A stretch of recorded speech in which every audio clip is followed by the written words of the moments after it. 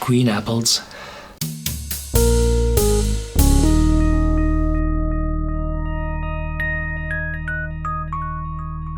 Welcome to Whisky.com, where fine spirits meet. My name is Lüning, Horst Lüning. I'm the master taster of Whisky.com, and today we have two new bottles from 2015. It's the Deveron. I thought about the Deveron, and well, that's the predecessor of this bottle. It was called the Deveron, and it's from the Macduff distillery, located in the Royal Burgh of Banff, on the very north of the Speyside, close to the shore, and the Macduff distillery is situated at the river Deveron. This is a brand new one, and it's quite stylish, and the bottle is lightly green. Well, look at the past, and it's silky on the outside. This is done by putting the fresh bottles into acid, and then this silky surface appears. And this is an individual bottle just for the Deveron, to be correct. And there is some marks here on top, and these fancy labels, and there's a tube, and the color of the tube is again found at the capsule at the top, and the cork has a label on top. So they put everything from marketing in showing this is a wonderful, extremely new bottle, looking very, very old. Yeah, there had been a Deveron before, aged 10 years and 15 years, and a 16-year-old from the Travel Value as well, and from this new series, the 12 years old and the 18-year-old, which I will taste shortly. And there had been a 20-year-old, I think, first fill sherry cask, but those bottles were that rare. I hadn't the chance to get one for tasting here on my cask. On the back there is some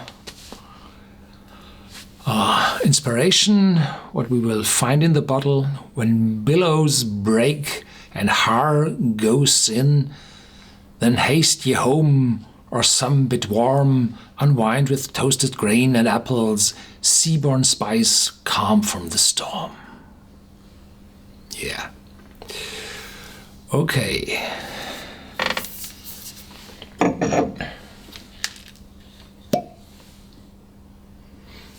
Already fruity at the cork.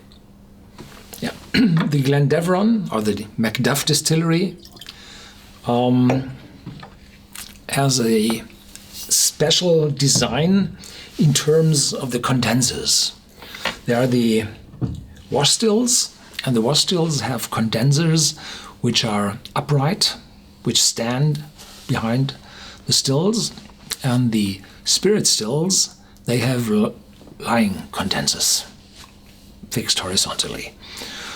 Well, the wash stills just push the liquid over. You intend to be very fast and be sure that everything which might be an aroma go over to the spirit stills. And in the spirit stills you distill, well, quietly, slowly, and you look after the hard cut. And when the alcoholic vapors are going over to the condenser, where they are condensed to liquid alcohol again by the use of river water from the Deveron, then there is more contact with the copper of the condenser if the condenser is lying horizontally. So this is the difference. You have more contact with the copper with a lying condenser than with the standing one.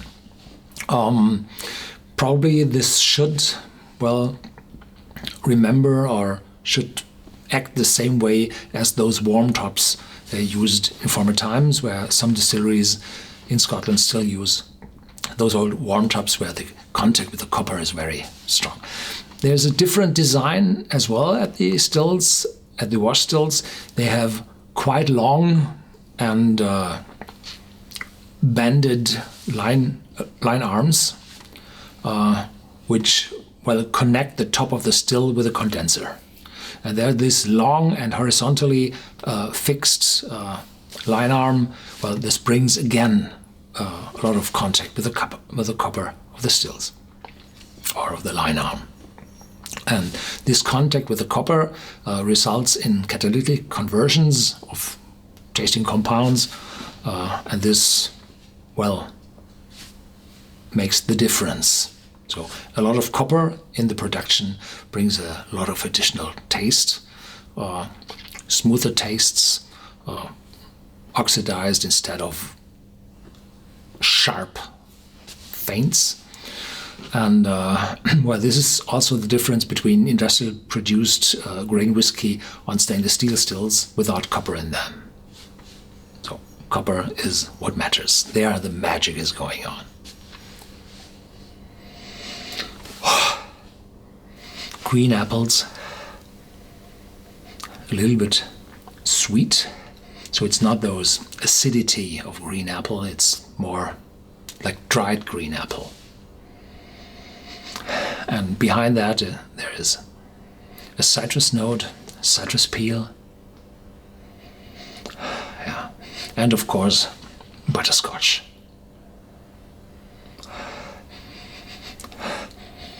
And the butterscotch is a lot stronger than the vanilla below. Yeah.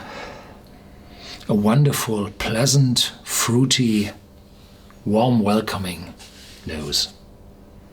So there's no sharpness of alcohol, no sharpness of feints or everything, or of youthness. This is already matured. Yeah.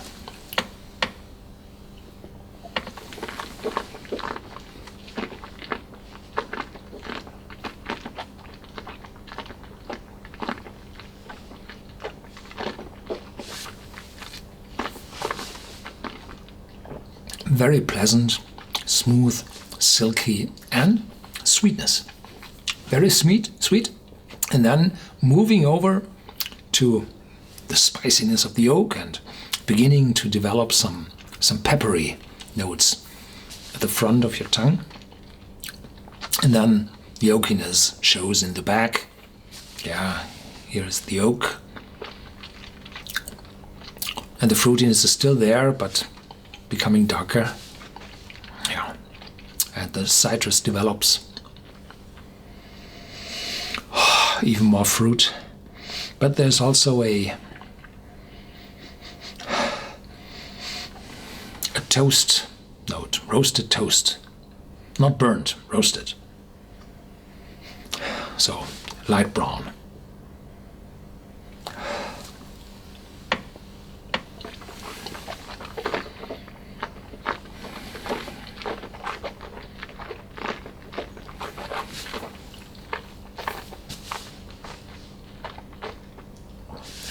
And with the second sip, the light peppery notes develop into, well, ginger, not sharp ginger, spicy ginger, still some sweetness, and the citrus note in the back, and the oak developing. This is a complex and wonderful malt.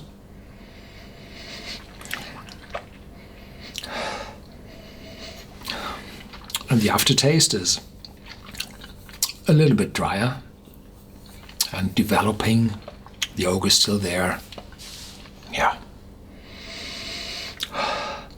Well, a whiskey without any sharp edges, with interesting beginning, complex middle, and a wonderful, warming, rewarding aftertaste.